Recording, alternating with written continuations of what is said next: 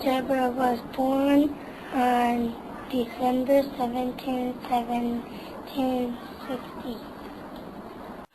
Her family was poor and her mom sent them to live with friends and family. She went to live at the farm.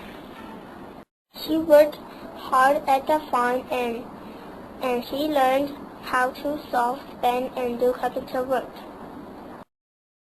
She wanted to be a soldier. They didn't need women to go to war. Deborah cut her hair like a boy and wore clothes like a boy.